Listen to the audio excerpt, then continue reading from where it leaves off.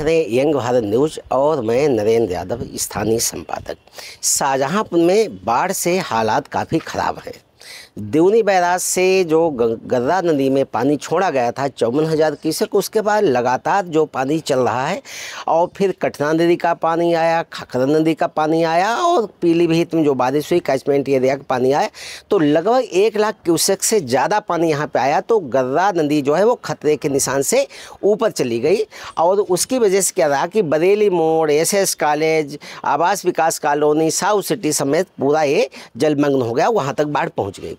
आज हम बात करें कि जो बाढ़ के कारक क्या हैं, यानी कि और उसके समाधान क्या हैं, तो उस पर हम बात करेंगे। हमारे साथ में आज जो इस पे बात करने वाले हैं, जो खासकर वाटर मैनेजमेंट है, जो जल स्रोत हैं उसके लिए प्रबंधन कैसे हो और पानी सही दिशा में कैसे जाए ताकि बाढ़ से निजात मिल सके, लोक भारती के अखिल भारतीय जनसंपर्क प्रमुख और इंजीनियर संजय उपाध्याय जी, आपका स्वागत है। धन्यवाद, बहुत बहुत धन्यवाद।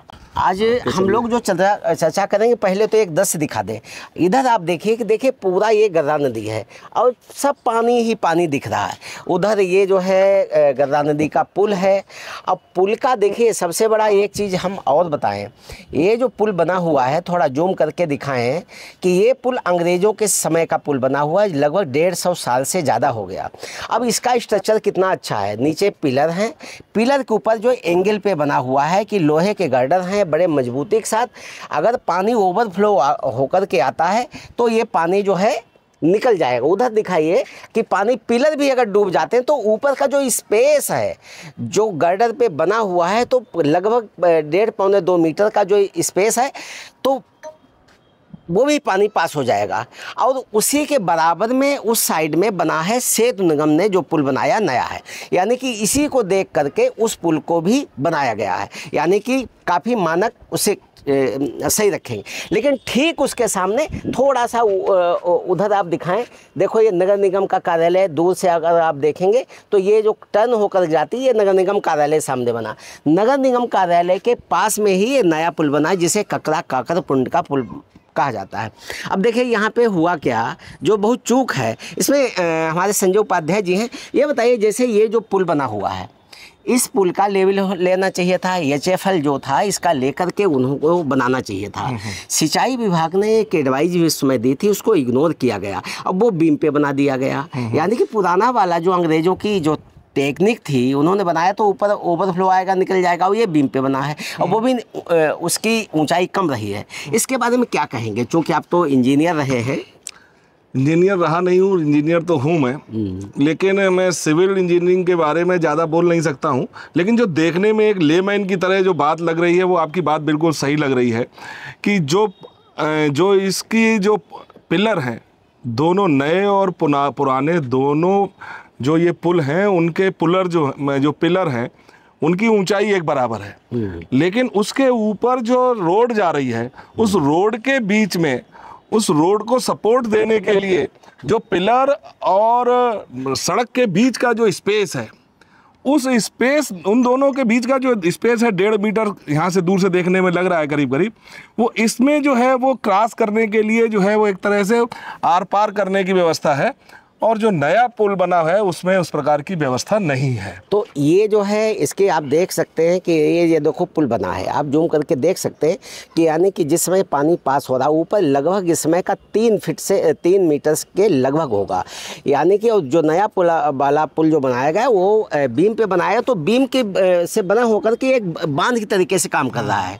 तो लेकिन नरेंद्र जी, हम लोग जो है अगर अभी चर्चा करें तो ये एक दूसरी बात है, अभी पानी वहाँ तक नहीं पहुँचा है। हाँ।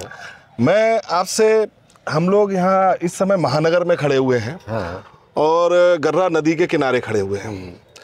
एक महानगर की जब रचना करते हैं तो उस समय हम जो है नदी नाले इन सारे चीज़ों की चिंता करते हैं, क्योंकि हम किसी न किसी पानी के स्रोत में ही जाके के किनारे ही जाके मानो बसता है। हम यहाँ गर्रा नदी और खन्नौत नदी के बीच में ये शाहजहांपुर बसा। हाँ, बिल्कुल सर। अब इस शाहजहांपुर का जो बसाव हुआ, उस शाहजहांपुर ने इस गर्रा नदी के सहारे अपने जीवन को तो हजारों वर्षों से चला रहा है।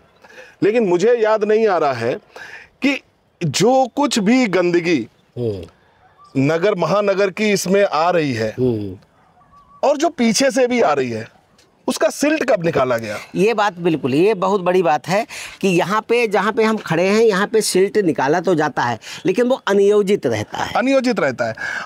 मेरा सोचना ये है कि अगर ये शाहजहानपुर की अपस्ट्रीम से 2 किलोमीटर पीछे से लेकर और जहाँ जहाँ पर इसके ड्रेनेज होते हैं, चाहे खन्नौत में होते हो चाहे गर्रा में होते हो, उसके 2 किलोमीटर आगे डाउन स्ट्रीम तक अगर प्रॉपर हर वर्ष सिल्ट निकाली जाती रहे, क्योंकि एक बात हम सब जानते हैं कि जितनी नदी धरती के ऊपर बहती है उतनी ही धरती के नीचे नदी बहती है। तो जो नीचे बहने वाला पानी है वो तो हो ही नहीं रहा है। तो हम वाटर को मैनेज, जब उसका वॉल्यूम उतना है, किसी भी नदी का जो कैचमेंट एरिया, जो उसका जो मेन ड्रेनेज एरिया जो बनता है, उस ड्रेनेज एरिया का जो परमात्मा ने जो कैलकुलेट करता है ना, प्रकृति हर लाखों वर्षों में जो कैलकुलेट करती है वो टोटल हाइट को कैलकुलेट करती है, जो उसका ड्रेनेज का जो ट्रेंच बना हुआ है ऊपर, और उतना ही नीचे पानी बहता है। जब नीचे गंदगी है तो पानी अंडरग्राउंड नीचे जाता नहीं है, तो नदी नीचे नहीं बहती है। ये बिल्कुल सही है। और देखो यहाँ पे दिखाएं थोड़ा सा एक चीज़ और भी, आप इधर ये देखिए, उधर ये नाला जो है, ये नाला गिरता है आके, यानी कि शहर का जितना कचरा है, कुछ तो कचरा ये बह गया और बाकी देखो किनारे किनारे ये सब कचरा लगा हुआ है। ये आप कुआं देख रहे हैं, ये कुआं बना है, पहले ये नदी यहाँ तक थी।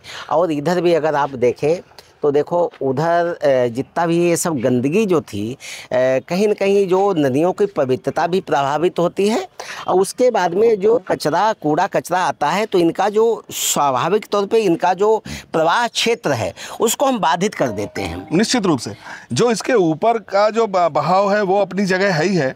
इसमें पानी ज़्यादा आया कि कम आया, इसका हिसाब किताब तो तब हम करें ना कि जब इसका जो मेन ट्रेंच एरिया है वो पूरा साफ सुथरा होता।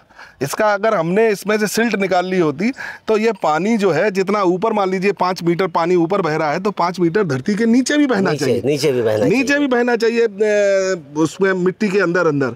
वो जो जब सिल्ट रहेगी तो वो काम होगा नहीं, तो सारा पानी जब ऊपर रहेगा तो वो जो 10 मीटर है वो पानी पूरा ऊपर आ गया, तो बिल्कुल वो आबादी के क्षेत्र में घुसने लगेगा। और एक हम तो यहाँ पे कहते हैं कि नदियाँ जो हैं, देखिए हर किसी का समय होता है, एक यौवन आता है, ये तरुणाई अंगड़ाई जब नदी लेती हैं, ये तो जीवनदायिनी है। जब इनके प्रवाह क्षेत्र को हम बाधित करेंगे, कूड़ा कचरा डाल देंगे तो ये आबादी की तरफ भागती है और फिर हम कहते हैं बाढ़, जबकि बाढ़ नहीं, वो स्वाभाविक तौर पर उनका वही तरीका है। अगर हम उनकी सफाई नहीं करेंगे तो फिर नदी अपनी सफाई अपने आप करती है। अच्छा, और उसके पास सफाई करने का यही तरीका है कि वो बाढ़ ले आए, सारे कचरे को एक साथ बहा ले जाए।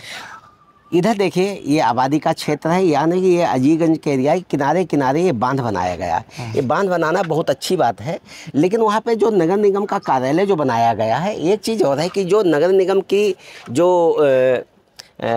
जूम करके दिखाएं कि वो बड़ी सी ऊंची सी जो बिल्डिंग दिख रही है ये नगर निगम का कार्यालय है, और इसको बाढ़ को यानी कि गर्रा नदी का पानी वहाँ तक न जाने पाए रिटेनिंग वाल बनाई जा रही है। एक सवाल ये है कि जो रिटेनिंग वाल काफ़ी थिकनेस उसकी होगी, 9 फीट की उसकी ऊंचाई ले रहे हैं, जब पानी आएगा और रिटेनिंग वाल से टकरा के तो आबादी के क्षेत्र में दबाव डालेगा, तो ये तो भविष्य के लिए बड़ा खतरा बनेगा। मैं फिर वही कहूँगा कि मैं इस विषय का विशेषज्ञ तो नहीं हूँ, और लेमैन की तरह फिर से आपकी बात मुझे सही लग रही है, और मैं तो ये कहूँगा कि ये महानगर बनने जा रहा है। इस नगर क्षेत्र के हमारे माननीय जो विधायक जी हैं वो इस समय प्रदेश के वित्त मंत्री हैं, प्रदेश के सबसे मजबूत नेताओं में से एक नेता हैं, विजनरी हैं। मुझे उम्मीद है कि वो इन सारे विषयों को बहुत गंभीरता से विचार करेंगे, उस पर चिंतन मंथन, कोई सलूशन निकलेगा।